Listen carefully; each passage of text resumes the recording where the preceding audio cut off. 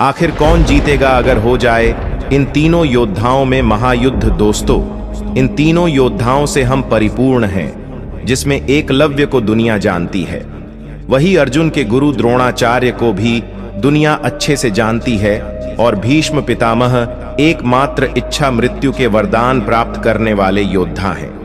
तो अगर इन तीनों के बीच युद्ध हो तो कौन इनमें सर्वशक्तिमान होगा और किसकी शक्ति अधिक भयंकर होगी? तो आइए जानते हैं इस वीडियो से। दोस्तों, हमने 10 लाख हिंदू परिवारों को जोड़ने का संकल्प किया है, इसलिए आप भी चैनल को सब्सक्राइब करें और इसमें अपना योगदान दें। इसमें आपके कोई पैसे खर्च नहीं होंगे। तो चलिए वीडियो शुरू करते हैं। दोस्तों, प्राचीन भारत में हुए हजारों धनुर्धरों में सर्वश्रेष्ठ कौन था, यह तय करना मुश्किल है। उन्हीं धनुर्धरों में से एक एकलव्य थे।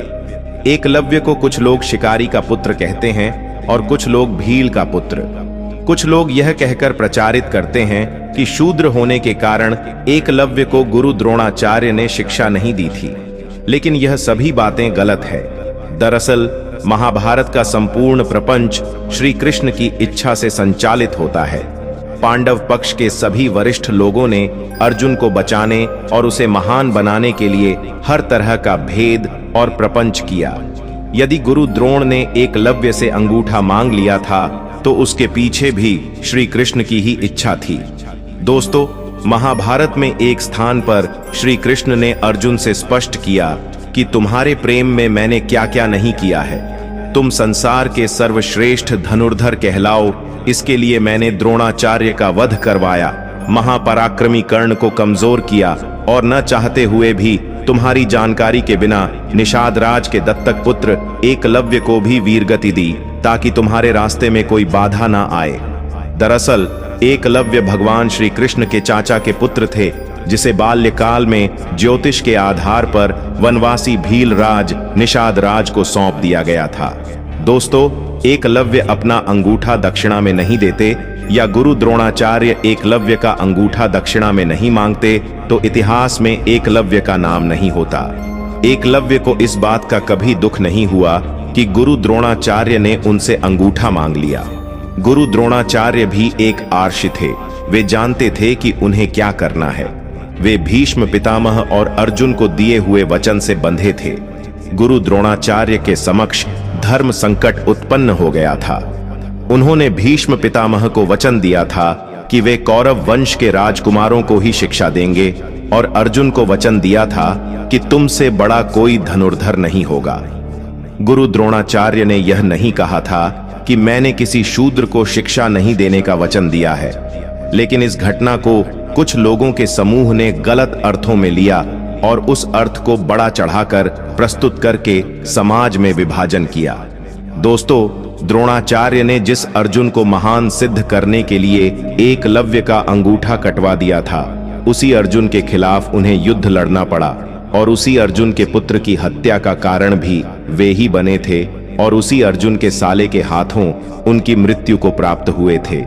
द्रोणाचार्य के चरित्र को समझना अत्यंत कठिन है। चलिए अब जानते हैं द्रोणाचार्य के रहस्य के बारे में। दोस्तों, कहते हैं कि अप्सरा घृताची को देखने से महर्षि भारद्वाज का वीर्य किसी द्रोणी में स्खलित होने से जिस पुत्र का जन्म हुआ उसे द्रोण कहा गया। द्रोणाचार्य का विवाह कृपाचार्य की बहन कृपि से हुआ था। दोस्तों, गुरु द्रोणाचार्य के पुत्र थे अश्वत्थामा। पिता पुत्र की जोड़ी ने मिलकर महाभारत में कोहराम मचा दिया था। अश्वत्थामा को महादेव, यम, काल और क्रोध के सम्मिलित अंश से उत्पन्न किया गया था। द्रोणाचार्य हस्तिनापुर के राजगुरु और शिक्षक थे। उन्होंने भीष्म पितामह को वचन दिया था कि वे कौरव वंश के राजकुमारों को ही शिक्षा देंगे, और अर्जुन को वचन दिया था कि तुमसे बड़ा कोई धनुर्धर नहीं होगा। दोस्तों, द्रोणाचार्य ने जिस अर्जुन को महान सिद्ध करने के लिए एकलव्य का अंगूठा कटवा दिया था, उसी अर्जुन के खिलाफ उन्हें युद्ध लड़ना पड़ा, और उसी अर्जुन के पुत्र की हत्या का कारण भी वे ही बने थे, और उसी अर्जुन के साले के हाथों उनकी मृत्यु को प्राप्त हुए थे। द्रोणाचार्य के चरित्र को समझना अत्यंत कठिन है। दोस्तों, भीष्म के शरशैया पर लेटने के बाद 11वें दिन के युद्ध में कर्ण के कहने पर द्रोण सेनापति बनाए जाते हैं। अश्वत्थामा के पिता द्रोण की संहारक शक्ति के बढ़ते जाने से पांडवों के खेमे में दहशत फैल जाती है। पिता पुत्र मिलकर महाभारत युद्ध में पांडवों की हार सुनिश्चित कर देते हैं। पांडवों की हार को देखकर श्री कृष्ण ने युधिष्ठिर से भेद का सहारा लेने को कहा। इस योजना के तहत युद्ध में यह बात फैला दी गई कि अश्वत्थामा मारा गया, लेकिन युधिष्ठिर झूठ बोलने को तैयार नहीं थे। तब अवंतिराज के अश्वत्थामा नामक हाथी का भीम द्वारा वध कर दिया गया। इसके बाद युद्ध में यह बात फैला दी गई कि अश्वत्थामा मारा गया। जब गुरु द्रोणाचार्य ने धर्मराज युधिष्ठिर से अश्वत्थामा की सत्यता जानना चाही तो उन्होंने जवाब दिया, अश्वत्थामा मारा गया, परंतु हाथी। श्री कृष्ण ने उसी समय शंखनाद किया, जिसके शोर के चलते गुरु द्रोणाचार्य आखिरी शब्द हाथी नहीं सुन पाए और उन्होंने समझा मेरा पुत्र मारा गया।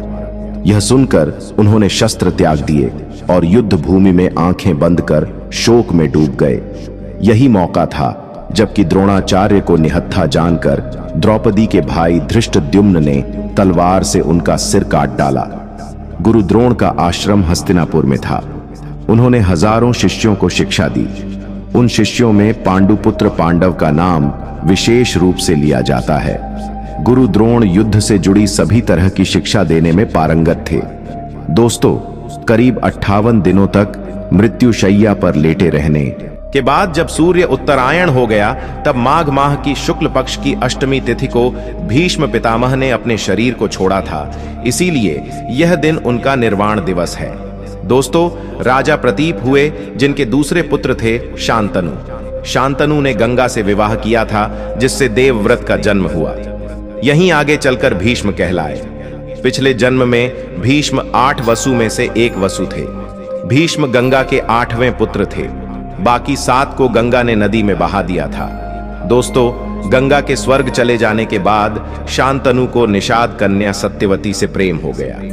वे उसके प्रेम में तड़पते थे। सत्यवती ने शांतनु से विवाह करने के लिए भीष्म के समक्ष अपने पुत्रों को ही हस्तिनापुर की गद्दी पर बैठने की शर्त रखी। तब भीष्म ने आजीवन ब्रह्मचारी रहने की प्रतिज्ञा की और सत्यवती को लेकर राजमहल आ गए। दोस्तों, शांतनु प्रसन्न होकर देवव्रत से कहते हैं, हे पुत्र, तूने पितृभक्ति के वशीभूत होकर ऐसी कठिन प्रतिज्ञा की है। तेरी इस पितृभक्ति से प्रसन्न होकर मैं तुझे वरदान देता हूं कि तेरी मृत्यु तेरी इच्छा से ही होगी। तेरी इस प्रकार की प्रतिज्ञा करने के कारण तू भीष्म कहलाएगा और तेरी प्रतिज्ञा भीष्म प्रतिज्ञा के नाम से सदैव प्रख्यात रहेगी। दोस्तों, महाभारत के युद्ध में भीष्म पितामह कौरवों की तरफ से सेनापति थे। कुरुक्षेत्र का युद्ध आरंभ होने पर प्रधान सेनापति की हैसियत से भीष्म ने 10 दिन तक घोर युद्ध किया था।